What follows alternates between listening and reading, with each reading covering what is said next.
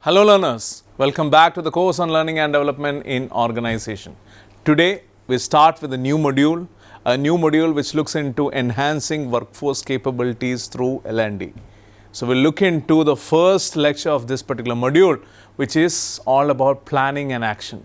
So we'll try to understand what are the significant factors that underscore planning and action, the importance of that in learning and development. So today's session will move around the thought action is the foundational key to all success.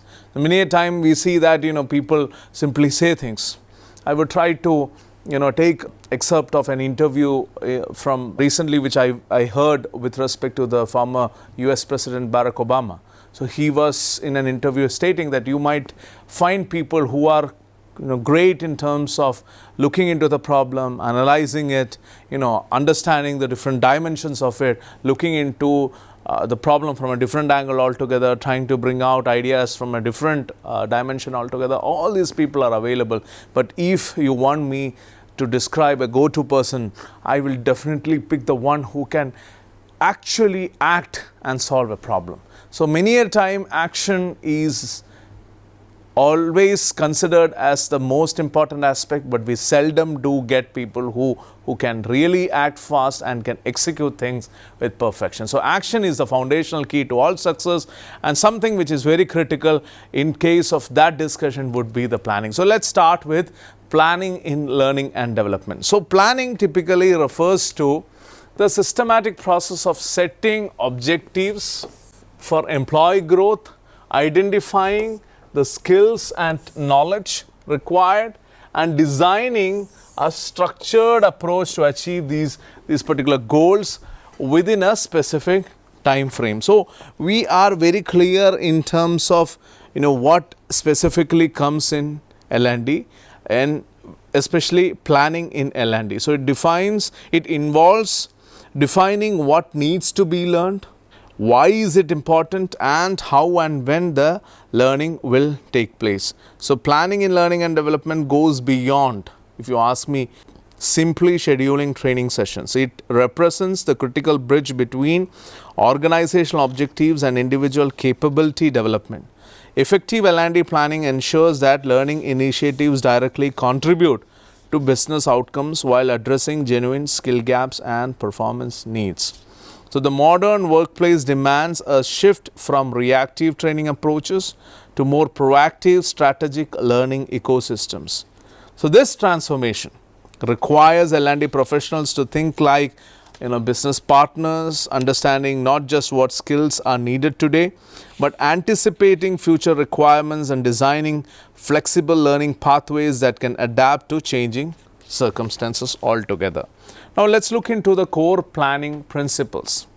When you look into the core planning principles, I'll start with always the alignment with the business strategy. Please note, every learning initiative should directly support organizational goals. This means that understanding the company's, the strategic direction, identifying the critical success factors, or let's say mapping the learning outcomes to business metrics. So without this alignment, even the most well-designed programs risk being isolated activities that fail to create meaningful impact. Then there should be this learner-centered approach. Effective planning puts the learner at the center of the design process.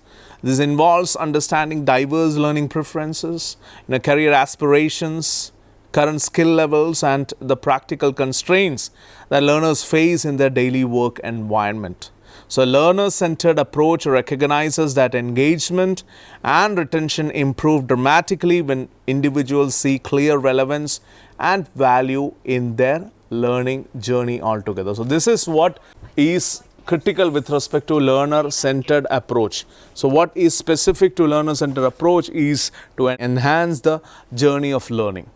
The third aspect in core planning principle is one of the most discussed aspect these days, which is systems thinking. Most of you would have heard, but I would like to initiate the discussion again today. L&D planning requires, viewing learning as part of a larger organizational system. So this means considering how new skills will be reinforced through management practices, through performance systems, career development pathways, and organizational culture. So, isolated training events rarely create lasting change without supporting systems. Let's look into the planning spectrum now. Learning and development planning operates across multiple time horizons, because you are looking into now MNCs, you are looking into organizations that have spread across the different continents. So you are looking into multiple time horizons, each requiring different approaches, different considerations. So you talk about strategic planning, it focuses on 2 to 3 years horizons, aligning with organizational transformation initiatives and major capability builds. Then you have this tactical planning, which operates on 6 to 12 month cycles, responding to immediate business needs and performance gaps. Then there are operational planning that manages the day-to-day delivery of learning experiences, ensuring quality execution and continuous improvement. So understanding this spectrum helps learning and development professionals balance long-term vision with immediate responsiveness, creating learning strategies that are both stable and adaptable. Now let's look into the steps in L&D planning. We start with analyzing the learning needs. When you talk about analyzing the learning needs, the purpose is to identify the gap between current employee capabilities and the skills required to support organizational goals. How we do it? We conduct a needs assessment or skills gap analysis. It could be using any of the methods that we discussed in the previous class. It could be using surveys, it could be using interviews, performance reviews, and consultation with stakeholders, anything. So the outcome would be the clear understanding of priority areas for development and where resources should be typically focused. Then we try to define the clear objectives specifically. The purpose is to set specific goals for what the L&D program should achieve. So here we again use the SMART framework. I hope you recollect the SMART framework: specific, measurable, achievable, relevant, and time bound, to ensure objectives are clear and actionable. Then the outcome would be that objectives that provide direction and criteria for success aligned with both business strategy and individual growth needs. Then you have to select the learning methods. When you go for selecting the learning methods, the purpose is to choose the most effective ways to deliver learning based on objectives, based on audience, and based on resources. So how we consider a mix of training methods, be it, let's say, classroom, e-learning, coaching, mentoring, on-the-job training, etc., and how to tailor them or customize them to different learning styles. So the outcome is that a customized learning experience that maximizes engagement and knowledge retention altogether. Then we tend to develop a timeline.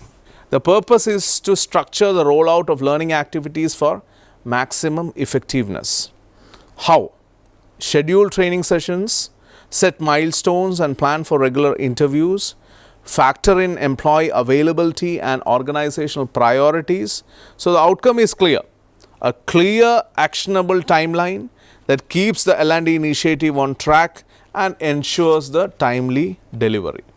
Then we move into resource assessment typically. The purpose of resource assessment is to ensure all necessary resources are available for successful implementation. So we tend to identify and allocate trainers, technology, materials, budget and facilities, plan for any additional investments if needed. Well-supported programs with the infrastructure to succeed would be the outcome. Then we tend to plan implementation. The purpose would be transition from planning to action, communicate the purpose and benefits of the initiative, conduct pilot runs to identify and address weakness if there are any, and adjustments if it is required. So plan implementation has not only just the implementation part, but also a word of caution here. Where are we going? What are the initiatives going to address? If there are any weaknesses that have to be addressed, and if there are any adjustments that are required that have to be maintained or adjusted with. Then finally, you go for monitoring and evaluation. The purpose is to track progress, measure effectiveness, and ensure the continuous improvement. So we tend to use assessments, we tend to use feedback, performance metrics to evaluate learning outcomes and make data-driven adjustments. So the programs that evolve over time, delivering sustained value to both employees and organization would be finally obtained. So these are typically the steps in L&D planning. Now let's quickly look into the different aspects when we compare with the step, purpose and key activities. We start with analyzing the learning needs. The moment we start with analyzing the learning needs, we are typically identifying the skill gaps, and it is nothing but a need assessment, skill audit that is going on. Then we typically do have the case of defining the objectives. When you tend to define objectives, we are setting clear, aligned goals, the one which we have already told, SMART goals, specific, measurable, achievable, relevant and time-bound objectives. Stakeholder alignment is also becoming important there, defining objectives. Then we go for selecting the learning methods. We choose an effective delivery. So it could be a single training format or a blend of training formats or learning styles typically. Then we develop a timeline, when to start, when to finish, what is the purpose. The purpose is a structured delivery. So we look into all the critical aspects like scheduling, milestones, reviews, etc. Then we go for resource assessment as we have seen. Typically we ensure support and infrastructure. As the purpose, we here allocate the trainers, the budget, the tech, materials, all these things. And when you go to the sixth, the penultimate step, it is all about plan implementation. So we move from plan to action. We go for communicating the success. We look into the pilot programs. We look into any final adjustments. As I mentioned in the previous slide, if there are some issues with respect to or some weaknesses that need to be catered to, something that has to be addressed, then that will be addressed. And finally, we have the monitoring and evaluation that will happen typically, which measures and improves the effectiveness. So assessments, feedback and performance metrics are the key activities that will be taken care at this point in time. Now let's look into the impact planning framework. A systematic approach to learning and development planning can be structured using this impact framework. Impact means investigate, map, plan, align, create and track. So when you are discussing about the impact framework, this framework provides a comprehensive methodology for developing learning initiatives that drive measurable business results. So when you investigate, we begin with thorough need analysis that goes beyond surface level training requests. So that it involves analyzing the performance data, conducting stakeholder interviews, observing work processes and identifying the root causes of performance gaps. So the investigation phase should actually reveal not just skill deficiencies, but also environmental factors, motivational issues and systemic barriers that might impact the learning effectiveness. Then we map, create detailed learner personas and journey maps that illustrate the current state of capabilities and desired future state. So this mapping at this point should identify key stakeholders. It should identify the decision makers and influencers who will impact the success of learning initiatives. So it should also map the learning ecosystem, including the formal training, informal learning opportunities, mentoring relationships, and on-the-job experiences. We tend to plan, develop comprehensive learning strategies that specify objectives, target audiences, delivery methods, resource requirements, and success metrics. So the planning phase should consider multiple learning modalities from traditional classroom training to digital training platforms, social learning networks and experiential learning opportunities. Then we tend to go for the alignment, ensuring that learning plans support broader organizational objectives and integrate with existing systems and processes. So this alignment phase requires ongoing communication with business leaders, HR partners, and other stakeholders to maintain relevance and support. We tend to move forward in the impact framework with design, specifically in terms of creating. So design and develop learning experiences that engage learners and typically facilitate skill transfer to the workplace. So the creation phase should emphasize practical application, real world scenarios that exist, and opportunities for learners to practice new skills in safe and conducive environments. So this is vital, not only with respect to what you are doing, but also with respect to the environment conditions. You need to actually have a conducive environment for your growth and subsequent development. You look into the creation part, please note, it is not only development, it has an element of designing also. So this is where you tend to sometimes organizations see this as, okay, something can be done. So without planning, they'll start on some initiatives, some activities. This is not the case.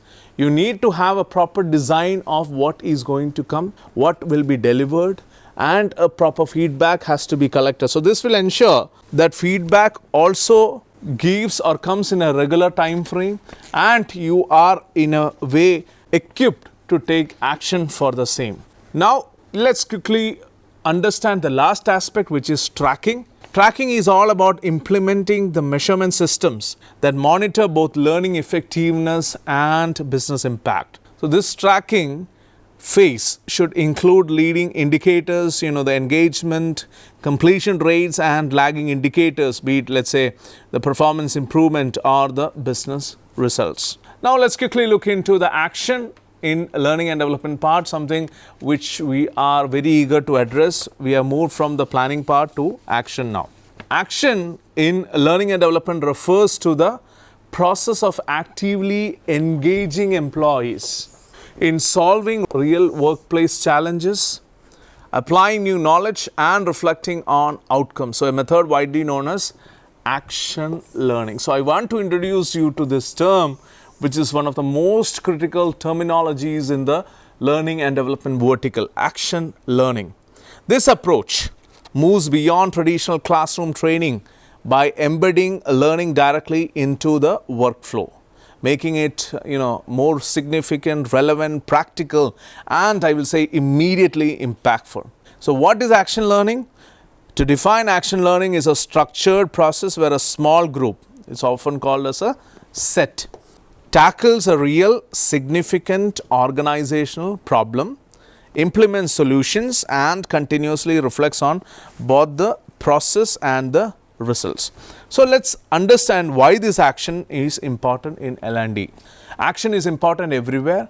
Typical to learning and development, it bridges the gap between theory and practice. Employees learn by doing, please do understand, which enhances the retention and transfer of knowledge to daily tasks. It certainly develops or helps to develop the critical skills, if you ask me. Action learning strengthens problem solving. It is vital with respect to critical thinking. It is critical with respect to teamwork. It is very important with respect to leadership abilities. It certainly drives business results, by focusing on real challenges, action learning procedures or aspects or processes. Action learning typically generates tangible improvements in productivity, in innovation, and if you ask me, organizational performance without doubt. And finally, it fosters a learning culture. It encourages open communication.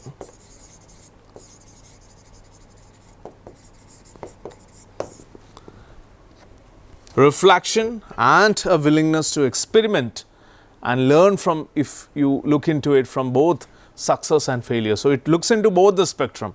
Whatever has happened, if it's a failure, let's understand from that. If it's a success, let us learn some of the best practices out of that. Now let's quickly wind up this session by discussing on the benefits of action in L&D. When you talk about the benefits of action in L&D, I will say from different unit of analysis. We'll start with individuals. For individuals, there is no doubt it builds confidence. It builds self-awareness.